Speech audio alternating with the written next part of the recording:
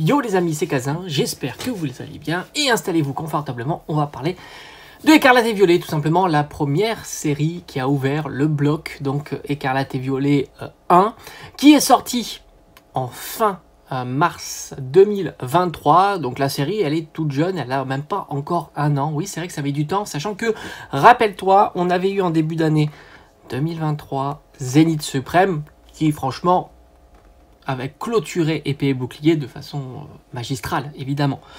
Mais sans compter que le bloc Écarlate et Violet n'avait pas à rougir, même à ses débuts. C'est ça un petit peu la particularité de ce bloc. Et si tu regardes antérieurement, et j'ai envie de te dire même pas que épée et bouclier, mais tous les débuts de bloc, c'était loin d'être gagné. Et franchement, EV1 ne démérite pas par rapport à la qualité de ce qu'il propose. On est quand même sur un bloc très très sympa, mais j'ai envie de te dire c'est le bloc qui fait plaisir aux collectionneurs, puisque tu n'es plus obligé de te ruiner pour tout simplement compléter ta collection. Et même si tu veux faire de l'ouverture, c'est plutôt très sympa, tant les items, alors je te dis pas hein, en boutique c'est plus compliqué, hein, c'est toujours pareil, tu as le prix standard, mais disons que si tu vas sur le net, tu as beaucoup de professionnels qui te vendent uniquement sur le net, et tu peux trouver des items comme des boutiques indépendantes, voilà comment on les appelle, des items pour un petit peu moins cher que le prix qu'on a l'habitude de voir sur du Pokémon, et franchement ben, ça fait super plaisir. Et puis rappelle-toi le petit booster en collab avec Lidl, oui c'était fou hein, de voir ce petit pack de booster individuel avec une carte promo, un jeton et le petit booster que l'on avait trouvé à 6 €, et on avait eu tous les week-ends une petite promotion de 50% sur l'intégralité des jouets dont le booster EV1 faisait partie. Et par conséquent, une petite ouverture à 3 €, c'est juste du topissime, hein, tu peux pas faire mieux. Alors cette série, c'est une grosse série, hein, faut pas la sous-estimer. 258 cartes, 60 secrètes. Alors oui, évidemment, ils ont intégré dans les secrètes les AR, les SAR, mais aussi de mémoire on a les cartes gold. Voilà, je crois que grosso modo c'est ce qu'ils intègrent sur les secrètes, et par conséquent il y a beaucoup de secrètes, mais attention, ça veut pas dire que c'est compliqué à avoir. Elles ont tendance à régulièrement dropper, hein, tout simplement. Ça c'est le terme un petit peu à la mode. Alors faisons un petit bilan d'ensemble évidemment de cette série qui clôture un peu l'année avec cette série. Donc c'est vrai que c'est une série que je trouve déjà esthétiquement parlant, les cartes sont travaillées, ils sont revenus on va dire sur un pattern. Alors ils ont même intégré les full art et en secrète, hein. Je faisais une petite parenthèse, full art terra cristallisé en secrète et les dresseurs, ce qui fait beaucoup de secrètes. En tous les cas, ils ont réintégré le pattern type alternatif, texturé non texturé, hein, qui est plutôt très joli. Ça c'est vraiment très sympa, et c'est dans la continuité un petit peu de la fin du bloc épée et bouclier. Il n'y a pas vraiment de gros changements. Alors évidemment il y a eu le changement des bords des cartes, entre le bord gris et le bord jaune. Certains aimeront, d'autres aimeront moins, évidemment, hein. C'est toujours un petit peu comme ça. Pour moi, ça change pas grand chose. Personnellement, j'ai envie de te dire, moi personnellement dans ma collection, les cartes AR, je les trouve aussi jolies que les cartes GG ou TG. Moi c'est les cartes que j'ai envie de collectionner, je les trouve plutôt sympas. La différence c'est que les TG et les GG elles étaient vraiment très très peu chères, on était souvent à 2-3 € la carte. Là on est un petit peu plus cher, mais attention, les cartes sont plus jeunes et ça a tendance à se rééquilibrer petit à petit. On avait vu sur EV3, étant donné que EV3 est une petite série dont les cartes ont tendance à avoir des doublons, même sur des formats type AR et SAR, les prix étaient plus petits et se rapprocher fortement des TG et GG, mais c'est ce que tu commences à apercevoir sur EV1 aussi. D'ailleurs je t'invite à regarder ma vidéo sur justement les cartes les moins chères en version AR de Écarlate et Violet 1. Alors d'un point de vue du scellé, donc pour faire de l'ouverture à petit prix, on est aux alentours pour un booster individuel, on va dire scellé, sous blister comme ça. Alors pas celui-ci évidemment parce que lui c'est un petit pack particulier avec la carte promotionnelle. Je n'ai pas été voir combien il vaut hein, parce que tout simplement on le trouvait il n'y a pas très longtemps chez Lidl et je me demande encore si on peut le trouver. Franchement j'ai pas été voir les Lidl, hein. C'est pas là où je fais habituellement mes courses tout simplement, mais j'irai peut-être jeter un coup d'œil pour voir, mais à mon avis avec les fêtes etc il doit plus y en avoir tout simplement. Et un booster individuel même scellé, tu peux le trouver aux alentours de 4 à 5 euros, donc très sympa. Ça reste un prix raisonnable. Les tripacks qui sont vraiment jolis, on a 2 belles cartes promotionnelles dans les tripacks, on est aux alentours de 15 euros, hein, le prix retail standard que l'on peut trouver en boutique un petit peu partout. Avec 2 belles cartes promo, parce que tu as Oyakata, donc Pokémon nouveau hein, de Écarlate et Violet, mais aussi un Pokémon ancien qui est Arcanin. C'est plutôt judicieux hein, d'avoir joué un petit peu sur 2 Pokémon, puis Arcanin est quand même super beau sur cette carte promotionnelle. Donc vraiment, moi j'ai un petit faible hein, pour Arcanin, que je trouve vraiment super réussi sur cette carte-là. Le kit d'AP, il n'a pas spécialement bougé, hein. On est aux alentours de 25 euros, tu peux le trouver de temps en temps un petit peu moins cher. Moi, c'est vraiment un item que j'aimerais bien avoir dans ma collection scellée, pour compléter et agrémenter hein, mes petits bundles comme ça. Moi, j'estime que c'est un petit peu pareil, même si évidemment, ça ne l'est pas. Mais disons que dans une collection en scellé, quand tu mets les deux à côté, tu te dis que ça va ensemble en tous les cas. Il n'y a pas de souci. J'aime beaucoup ces petits kits. Sans compter que dans le kit d'AP, tu as 4 boosters et une carte promotionnelle stamp que j'affectionne aussi particulièrement. Moi, j'aime beaucoup ce genre d'item. J'ai un classeur avec des cartes à stamp, alors que ce soit les reverse de blocs plus anciens qui avaient tendance à mettre la série, que je trouve vraiment génial. D'ailleurs, c'est un truc que s'ils pouvaient le refaire, je pense que ça aiderait grandement à la popularité de la série. Un jour, je pense qu'ils vont méditer certainement pour une reverse un peu plus travaillée, qui donne vraiment envie d'aller collectionner les reverse. Là, les reverse, elles sont souvent mis en second plan. Or, quelques exceptions, évidemment, ça peut toujours arriver des exceptions. Mais là, s'ils faisaient un bloc, enfin un bloc, ouais, même un bloc complet, ça serait sympa. Ou une série. Mais disons qu'un bloc, ça serait plus sympa, que ça perdure un peu dans le temps. Ça serait quand même agréable. Avec une particularité sur la reverse, je pense que ça pourrait être très intelligent. Alors je sais pas, hein, travailler la reverse, faire quelque chose de nouveau, soit ils n'ont pas d'idée, ils reprennent à ce qui a, pour moi, à mon sens, a bien marché.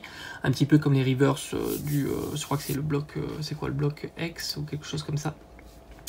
Et c'est vraiment super joli, avec le stamp ou alors avec des effets, Deoxys, tout ça, c'est incroyable l'effet reverse. Et après, ou alors complètement une nouveauté sur la reverse, ça pourrait être assez dingue d'avoir une idée nouvelle sur la reverse, mais il faut plancher plus sérieusement pour essayer d'agrémenter cette reverse, voire même, je sais pas moi, un pattern de cartes différent, tout simplement. Faire peut-être un effet sur la carte ou faire un changement, un petit peu comme l'idée des pop. Tu sais, les pop, tu as les chase.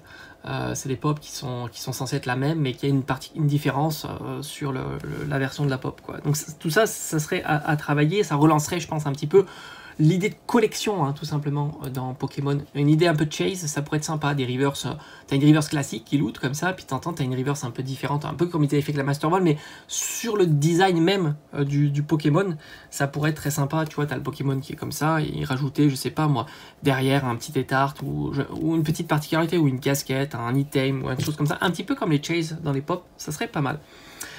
Le build and battle, alors curieusement le build and battle je le trouve régulièrement à des prix comme 45 à 50 euros, et j'ai envie de te dire build and battle, n'oublie pas que c'est quand même 11 boosters, c'est 2 kits d'AP, donc ça fait 8, et il rajoute 3 boosters, et puis tout un tas de trucs. Et c'est plutôt intéressant. Alors je pense que les prix sont un petit peu plus petits, tout simplement parce que ça prend un peu de place, et du coup voilà, les boutiques ont tendance à articuler un petit peu les baisses des prix en fonction de la place que ça peut occuper et en même temps la cinétique hein, de leur vitesse de vente hein, de ce genre d'item. Et je pense que le Build and Battle, c'est pas un item très populaire au fond, et pourtant je le trouve plutôt sympa puisque tu as 11 boosters et en plus tu as 2 cartes stamp parce que tu as l'équivalent de 2 kits d'AP à l'intérieur, en plus des choses en plus. Donc c'est plutôt intéressant et il souffre un petit peu en tous les cas. Les 2 ETB sont au prix standard, une cinquantaine d'euros. Très sympa, entre 45 et 50 euros, très sympa puisque ils ont changé le pattern. On sait jamais, il y a toujours des personnes qui découvrent un petit peu les séries au travers de mes vidéos. Donc j'aime bien réexpliquer des choses qu'on a déjà dites et que certains connaissent déjà. Tout simplement, bah oui, tu as là pour le coup, tu as deux variantes de TB, Miredon, Coredon. Et donc, par conséquent, tu as deux cartes promotionnelles de forme type AR, voilà, tout simplement, en version promotionnelle. Moi, c'est des cartes que j'affectionne beaucoup parce qu'elles sont très très jolies. Et au moins, bah, tu galères pas à les avoir en ouverture. C'est des cartes un peu plus premium en termes de promo. Les cartes basiques promo sont souvent les holographiques, mais il ne faut pas les sous-estimer parce qu'il y en a qui sont vraiment très très sympas. Tu as des belles scénographies avec un Pikachu, Mickey, des choses comme ça peut être très sympa. Après, il y a des cartes holo plus basiques où il y a uniquement un Pokémon. Et après, tu as donc la X qui est vraiment la plus basique. Là, après, ils essayent de monter un petit peu en niveau de cartes promotionnelles avec, pourquoi pas la Full Art, la Terra cristallisée comme on a vu avec Dracofeu. Est-ce que j'en ai une sous la main de Terra cristallisée Dracofeu? Oui. Voilà, ici tu as une carte un peu plus premium, mais ça reste une promotion Terra cristallisée. Et après tu as les AR et pourquoi pas un jour des SAR, ce qu'on a déjà vu par le passé, avec les coffrets Evolution par exemple, et puis d'autres évidemment. Et les displays, en fait, c'est 36 boosters, tu tournes aux alentours de 150 € la display. J'ai l'impression que c'est un prix à peu près standard lorsque la série ne se vend pas spécialement bien, ce que tu retrouves sur EV1, EV2. Et j'ai pas été voir, mais EV3, à mon avis, ça sera un petit peu pareil, sans compter que la série EV3 est petite. Et du coup, si tu fais beaucoup d'ouvertures, tu risques d'avoir pas mal de doublons, même sur des AR et des SAR. Ce qui pourrait expliquer aussi le fait qu'il y a beaucoup de personnes qui revendent ce genre de cartes, et du coup, les prix ont tendance à diminuer à cause de cette concurrence, tout simplement. Donc 150 €, c'est plutôt cool, ça te fait le booster à l'ouverture, aux alentours de 4,20 €, ce qui est plutôt sympa, même si on est loin des 3 € qu'on aurait pu avoir avec tout simplement la promotion chez Lidl, qui était une promotion qui a vraiment duré dans le temps. C'était pas difficile à acheter une dizaine, une vingtaine de boosters pour faire tes petites ouvertures et essayer de compléter ta série. Ce qui ferait, si on avait un booster à 3 €, une display aux alentours de 110 €. Donc c'était plutôt très intéressant. Alors maintenant, qu'il est-il du côté des cartes? Alors on va y aller par... on va commencer par les cartes Gold. Les cartes Gold, c'est censé être les cartes les plus, on va dire, les plus rares de la série, parce qu'ils appellent ça les hyper rares, c'est les 3 étoiles. Au final, c'est pas les cartes les plus populaires, et du coup, c'est pas les cartes les plus chères. Faut pas toujours lier rareté, cher, etc. Souvent, c'est souvent une histoire de demande, voilà, plus que d'offre, en final. Sauf si vraiment l'offre est catastrophique, mais sur ces cartes-là, tu trouves pas mal d'offres. La Miredon, moi j'ai réussi à l'avoir en ouverture, j'étais très très content. C'est des cartes que j'aime bien, en plus elle est très colorée, Pokémon est très coloré, ressort bien sur la carte Gold. Moi j'aime beaucoup les cartes Gold, mais force est de constater que je suis plutôt seul, pas seul, tu as compris, mais je reflète pas, on va dire, l'envie globale de ceux qui collectionnent des cartes, qui sont plutôt sur les alternatives, bien que j'aime bien aussi les alternatives. Une Miredon Gold tourne autour de 15 €, ce qui est, si on regarde un petit peu les prix des Gold, plutôt bon marché, puisqu'on est quand même sur un Pokémon légendaire du bloc Écarlate et Violet, pas un Pokémon, on va dire, plus basique, tout simplement. On a la version Coredon, et là aussi, force est de constater que Coredon est toujours un petit peu moins populaire que Miredon, et lui tourne aux alentours de 10-12 €, et je ne serais pas surpris de le voir vraiment s'installer à 10 €, tant sa popularité est inférieure. Moi j'aime bien les deux, mais c'est vrai que j'apprécie plus Miredon. Peut-être le coloris bleuté comme ça, je trouve ça plutôt réussi. Après, évidemment, il faut voir aussi la carte. Chaque carte est différente, et la scénographie sur la carte peut différencier, faire changer les avis, tout simplement. Moi je préfère en carte Gold Miredon, mais je préfère l'alternative en carte alternative, je préfère Coredon, tout simplement. La Feblo Ball est aux alentours d'une dizaine d'euros. Bon, en règle générale, les items Pokémon sont pas très très chers. Le Super Bonbon est aux alentours de 8 €. Et enfin, ils nous ont mis deux cartes de type énergie. Il y a une énergie combat qui tourne aux alentours de 7 €. Et on a une énergie électrique. Alors, pourquoi l'énergie électrique se vend si peu cher? Franchement, j'ai envie de te dire, j'en sais rien.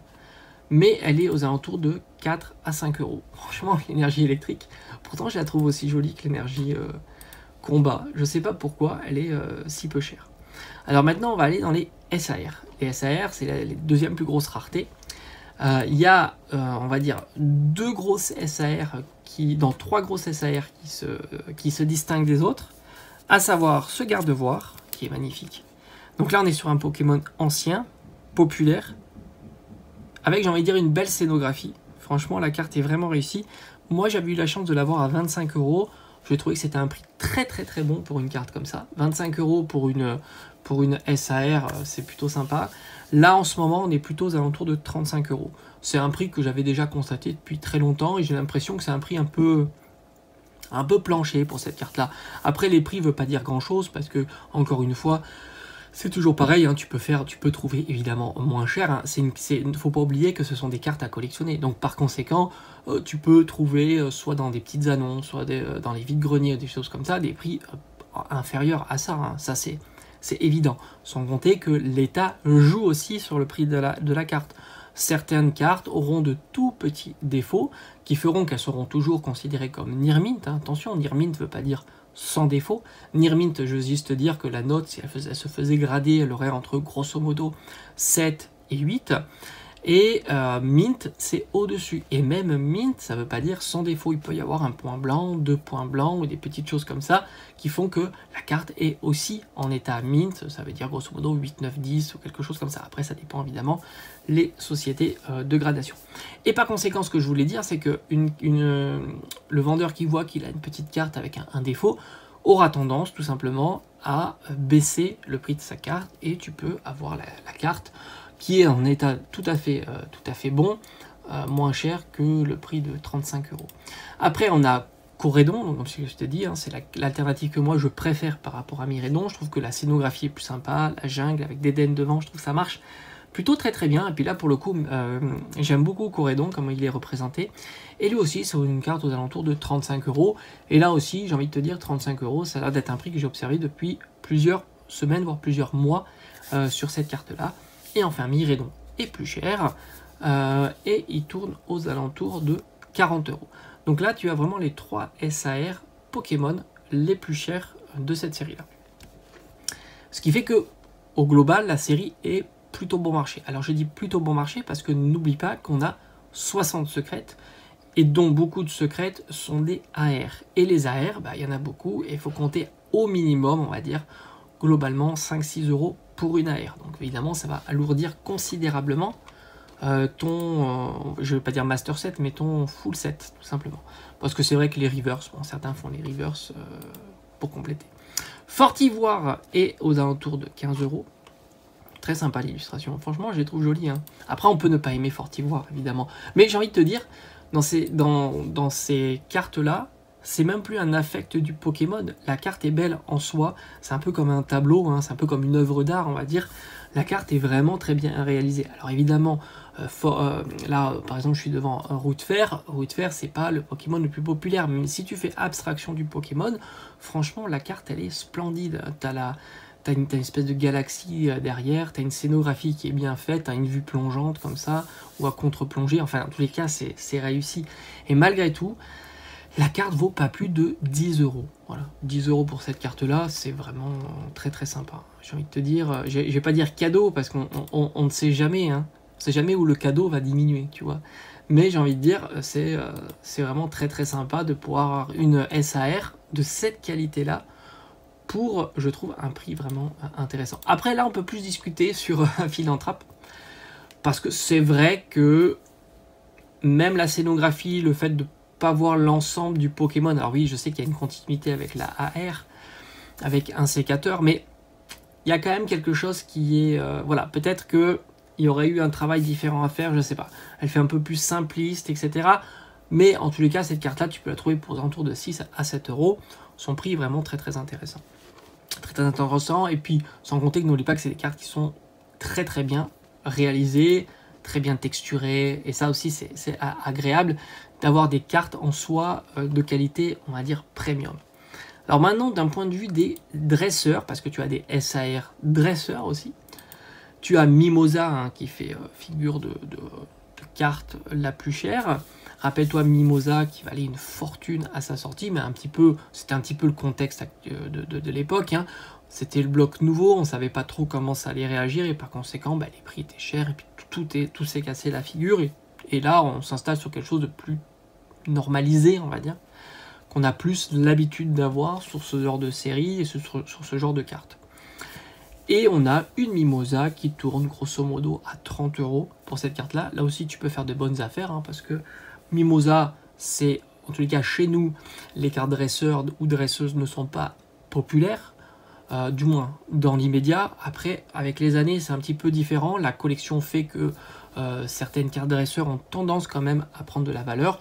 Là, Mimosa est pas trop chère, on est aux alentours de 30 €, mais elle pourrait diminuer un petit peu aux alentours de 20 €, ce qu'on a déjà vu pour des cartes dresseurs, hein, tout simplement. Mais là, faut pas oublier qu'on est quand même sur une version plus premium. On a un petit Pikachu derrière, alors petit Pikachu peluche, hein, mais ça joue évidemment à la popularité de la carte.